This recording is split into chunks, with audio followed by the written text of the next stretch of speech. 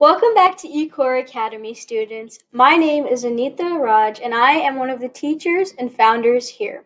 As you can see, I have very exciting news for all of you today, as our lesson topic is going to be our Introduction to Biology 1. Biology 1 is going to be the newest course that we offer here at eCoreAcademy, and I am going to be your teacher for this. So the whole purpose of today's little miniature video lesson is going to be very brief, and we're going to be taking a look at what our Biology 1 curriculum offers. So I'm just going to be doing an overview of what you should expect when you're going through this course on eCoreAcademy, some of the expectations you should have going into this course, what material we're going to cover, and all those other things that you probably want to know when I just spring on you this exciting news that we're going to have this new course. Before we even get into the video, I would really appreciate it if you like this video, subscribe to our channel, hit the post notification button, and drop a comment down below. Also use our socials to share through your social media platforms. It's so helpful if you spread the word so more people can come here and learn from all the content we produce. Okay, let's get right into this first slide I have for us. It's going to be this ominous question you probably have. You're probably thinking, yes, I know what biology is, but what exactly is Biology 1 going to cover on eCoreAcademy? So here's the content we will be covering.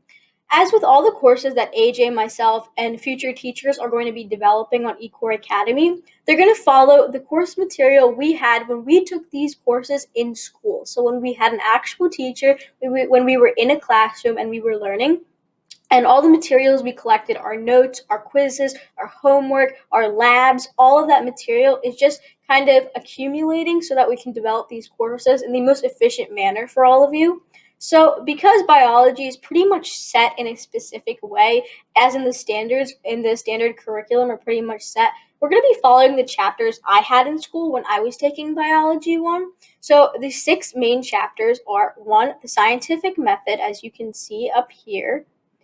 2, organic chemistry. 3, cells and their functions. 4, cell division and genetics. 5, evolution. And 6, ecology. It's totally fine if you don't know what these things are, as in you haven't taken biology before, or you've never heard these terms, or you're just starting biology and again, you've never heard of these terms. That's perfectly fine. It's all a process. So like I said, following the chapters I had in school. So the first chapter we have here is the scientific method. So we're looking more at investigative science, as in the scientific method is pretty much something you've probably learned if you were in middle school and you took just your regular middle school science classes. It's where we develop we ask a question, we develop a hypothesis, we conduct an experiment, we collect qualitative and quantitative data, and then we make a conclusion. So it's just this very set path in which scientists, any kind of scientist, biologists, chemists, physicists, anybody uses the scientific method when conducting an experiment to prove or disprove something. Then our second unit is going to be organic chemistry. So mainly we're going to be looking at macromolecules, and it's totally fine, again, if you've never heard these words before.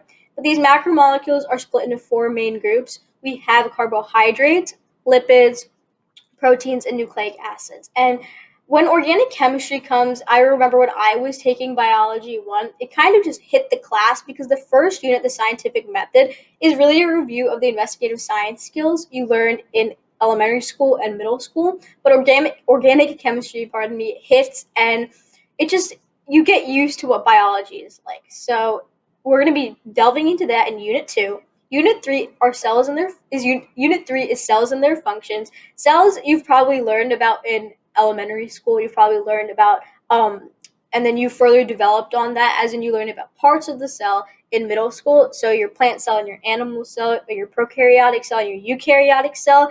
And we're going to be learning about different characteristics of all these things I'm talking about, and then the functions. So the functions, I'm particularly talking about the organelles you find in, like the ribosome, the Golgi apparatus, the nucleus, all those things. We'll be talking about them as well in Unit 3.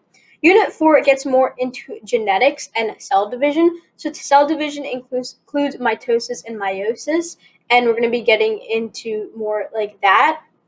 And then genetics includes more Punnett squares. We're going to be looking at Mendelian inheritance, and then we're also going to be looking at forms of non-Mendelian inheritance, like codominance and all those things. So don't worry again if you don't know what these things are. I'm just trying to tell you what you should be expecting in the future.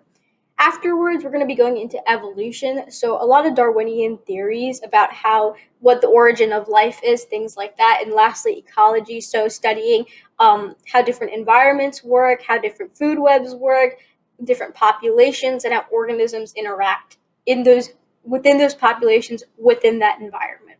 So as you can see, if you noticed a pattern from look at unit 2 to look at unit 6. So organic chemistry really focuses on these smaller molecules that are even smaller than cells. And then you get to unit 6 and we're talking about not even just an organism, we're talking about whole environments full of organisms, full of living things, and also biotic, and you're even throwing in abiotic factors, so non-living things. So as you can see, all of these units cover biological systems. However, each unit we expand, so we get larger and larger and larger. So that's pretty much how a biology curriculum works.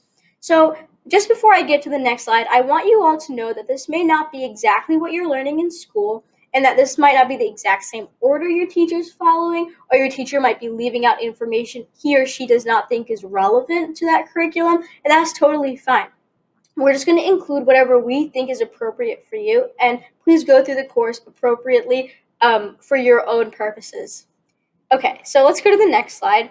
Another question that arises is the depth of the material, as in how much are we going to cover together, and what should you expect, you the student expect. So you might be wondering what this biology 1 means. So in normal schools, you have, at least in my school, in ninth grade, as a freshman in high school, you're not allowed to take any AP classes, but you are required to take a science, and the science that all freshmen take is biology. And because you're not allowed to take AP biology that year, the highest class you can take is honors biology. However, when you move into your sophomore year and then your years as a junior and senior, you're allowed to take AP biology. So biology 1 at eCoreAcademy, you can think of as your accelerated or honors biology class that you would typically take in your freshman year, if you're going to a high school like mine. So that is what biology 1 is referring to. Later on, once we start developing a biology 2 curriculum, that would be what covers AP biology. So biology 1 is covering honors biology for all of you underclassmen who are studying honors biology. So the depth of the material. Obviously, biology 1 is not going to go as in-depth as biology 2. Biology 2 includes more real-world applications. So they're pretty much going to be expecting you to already know the information and then have to apply that to real-world scenarios you'll be seeing in practice problems in class or on a quiz or an assessment of any sort. However, biology 1, I want to put it this way. You're more so learning about the concepts. So you're learning what are these macromolecules? How do these cells work? What does an ecological system look like? You're learning more about, I want to say, the more textbook definitions of these things. And then when you get to biology 2, if you do take AP biology, you'll be more so applying them. So, of course, at eCoreAcademy, we try to go in as much depth as possible with the material because we think that students succeed when they understand a concept to its fullest. So yes, I will be going into as much depth as possible, but I'm not going to be going to an inappropriate amount of depth for biology 1, of course. I'm not going to be bringing up things that you're expected to know in AP biology in biology 1. We're going to be sticking to the curriculum that biology 1 encompasses. So don't get too worked up about that. Next, I briefly want to go over the structure of the lessons. So I did a side-by-side chart. On the left-hand side, on the left-hand column, you can see classroom science lessons, and on the right-hand side, you can see our science lessons. So it's just a comparison for those of you who want to know how eCoreAcademy is different from your regular classroom science lesson. So in a classroom, your teacher might distribute notes, maybe paper notes or through an electronic device, and then maybe they'll project the notes up or they'll just lecture you about them, and you'll be running through these notes and you'll be annotating them, maybe highlighting things or taking your own notes in the margins, whatever, with the teacher's assistance. Afterwards, after you go over all these definitions, all these different concepts, you'll be practicing the concepts, and you'll be practicing them through practice problems. For example, if you're doing genetics, maybe you're going to be doing some Punnett squares. Maybe your teacher assigns an essay. Maybe you learn about, I remember I learned about evolution. We called it the 5 fingers of Darwinian evolution. But then we wrote an essay summarizing those 5 concepts that we just learned and their applications. And then the last thing your teacher might do, and this is probably most common, is a laboratory. So this is where you have a concept and then you will do just a lab to simulate that. For example, in biology, in my class, we learned about how the cell worked, like the cell membrane and the organelles found in the cell. Then our teacher gave us a lab that we called the bubble cell laboratory, and we used bubbles to actually replicate what a cell would behave like and look like. So that would be a laboratory to help us better understand with like a hands-on kind of experience. It might be a physical laboratory or a virtual laboratory, just any kind of demonstration. And then lastly, you get assigned your homework. Our science lessons are a bit different. And this doesn't just apply to biology. I'm just referring to all the science courses you will find at eCoreAcademy. It just happens to be biology is the first one that we're making. So this is going to be the first time all of you see this.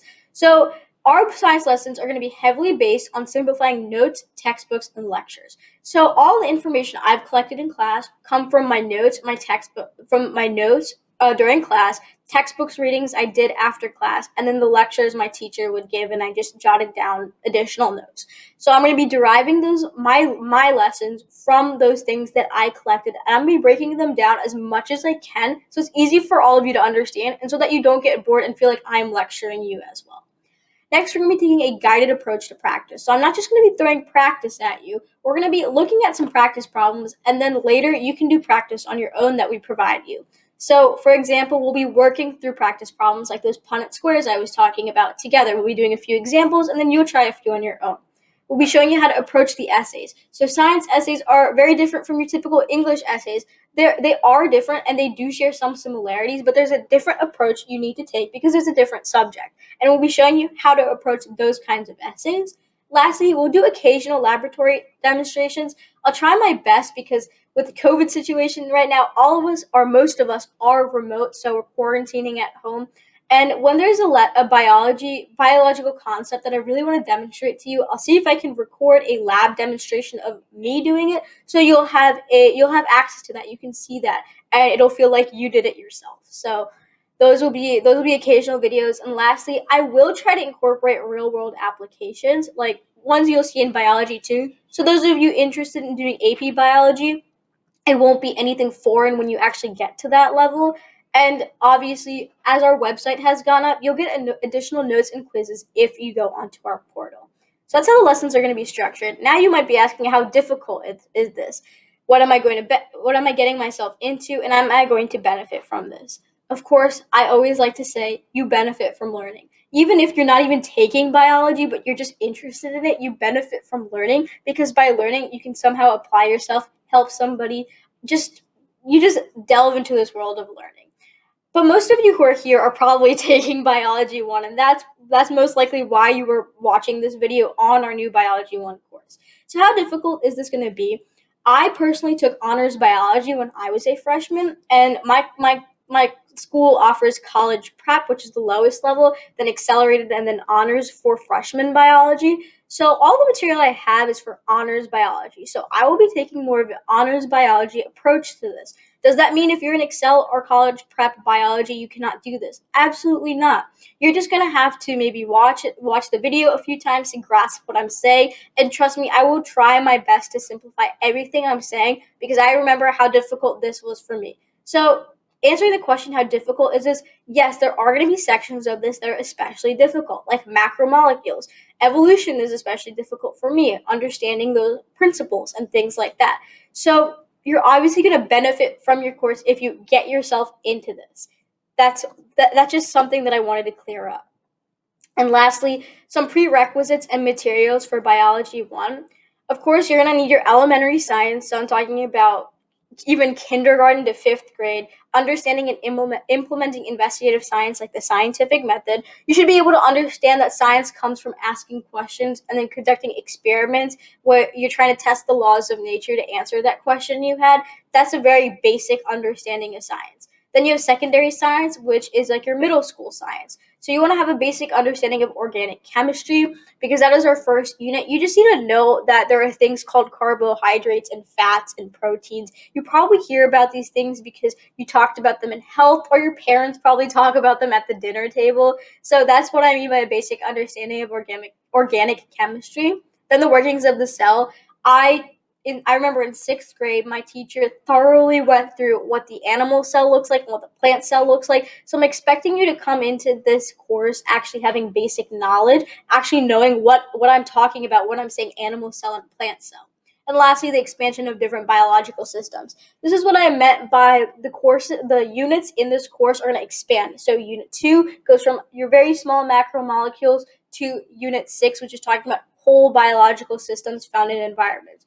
All 5 of these units talk about biological systems, so systems in which biology is involved. You have living organisms, you have biotic organisms, and you just have to understand that you can expand off of something as small as a macromolecule and eventually build into you can build from a macromolecule into these organelles, into the cell, into a tissue, into an organ, into organ systems, into an organism, into a population, and then into like a whole ecosystem. So you need to have that understanding. And lastly, here are some extras. When you approach this Biology 1 course, as you should any course, respect yourself as a learner. Make sure you prioritize your studies. So if you're taking this Biology 1 course to get ahead or refresh yourself, make sure that you're working somewhere where it's easy for you to concentrate. Make sure you have the proper stationery. So if you like to write stuff down, maybe grab a pencil or a pen and a notebook, or open up another window on your laptop or iPad or wherever you're viewing this from and type your notes. And if you want, this is optional. If I do laboratories in the future, I'll always mention what materials I use, so you can always purchase those. And lastly, just bring a positive mindset. These courses are difficult, and that's why we're teaching them, because they are difficult. We're going to be trying our best to break them down for you, and know that we as students, we're here for you, other students. And lastly, I just want to mention, before giving you materials for notes or even starting this course, I want to informally mention where I got all of these materials from. So almost everything you all receive for Biology 1, Honors Biology, comes directly from my notes, worksheets, and assessments. And all these things actually come from my freshman biology class. In my freshman biology class, I had 3 teachers because we rotated throughout the year because of some problems that went on. But all 3 of those teachers, in some way or form, contributed to my understanding of Biology 1. So I owe the materials I have to the trusted science teachers who provided me with this knowledge of Biology 1. So that's where all the source of these courses are. Obviously, I'm not going to mention their names, but they're all my high school freshman biology honors teachers. That's all I have for you today. I hope you enjoyed the video, and I hope you got a glimpse at what we're going to be delving into with this new Biology 1 course. I'm so excited to teach it to all of you, and I hope you're as excited as I am. Before this video ends, I would just like to mention that we would really appreciate it if you hit the like button, if you subscribe to our channel, if you hit the post notification bell, and if you dropped a comment down below. Our social media, including Facebook, Twitter, and Instagram, are in the description box below. So don't forget to share this video using those platforms. If you have any business or personal or business correspondences, please email us at eCoreAcademy@gmail.com. And lastly, our website has gone up, so please use the website link. It is also in the description box below. Just click on it, and then you'll see all us populating it with all this course content. I will also be coming out with a video soon about giving you a tour around the website, so look out for that as well. All right, I hope you enjoyed this video, and have a nice day.